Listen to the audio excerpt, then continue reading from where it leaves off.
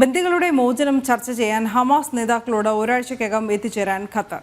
നേരത്തെ മധ്യസ്ഥ ചർച്ചകളിൽ നിന്ന് ഖത്തർ പിന്മാറിയിരുന്നു. ബന്ദികളുടെ മോചനം യാഥാർത്ഥ്യമാക്കുന്നതിന് ഡൊണാൾഡ് ട്രംപിന്റെ പ്രതിനിധി സ്റ്റീവ് വിറ്റ്കോഫ് ഖത്തർ പ്രധാനമന്ത്രിയുമായി ചർച്ച നടത്തി. ട്രംപിന്റെ ഇടപെടലോടെയാണ് ബന്ദികളുടെ മോചനത്തിനുള്ള ശ്രമങ്ങൾ വീണ്ടും ശക്തമായത്. മോചന ചർച്ചകളുടെ മധ്യസ്ഥതയിൽ നിന്ന് ഖത്തർ പിന്മാറിയിരുന്നു. ഖത്തർ പ്രധാനമന്ത്രി ഷെയ്ഖ് മുഹമ്മദ് ബിൻ അബ്ദുൾ റഹ്മാൻ അൽ താനിയുമായി ട്രംപിന്റെ പ്രതിനിധി സ്റ്റീവ് വിറ്റ്കോഫ് ചർച്ച നടത്തിയിരുന്നു.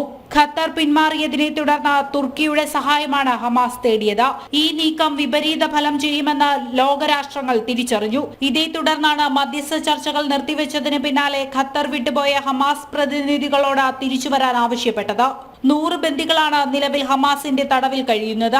ഇവരുടെ മോചനത്തിന് ഇടപെടണമെന്ന് ബന്ദികളാക്കപ്പെട്ടവരുടെ കുടുംബം ട്രംപിനോട് ആവശ്യപ്പെട്ടിരുന്നു. തുടർന്നാണ് അദ്ദേഹം അന്ത്യശാസനം നൽകിയതും മോചന നടപടികൾ ഊർജിതമാക്കിയതും. ഈജിപ്തും ഖത്തറുമാണ് മോചന വിഷയത്തിൽ ഹമാസുമായി മധ്യസ്ഥ ചർച്ചകൾ നടത്തുന്നത്. ജനുവരി 20-നുള്ളിൽ ബന്ദികളുടെ മോചനം യാഥാർത്ഥ്യമാക്കുകയാണ് ലക്ഷ്യം. ഇന്റർനാഷണൽ ഡെസ്ക്, ജനം.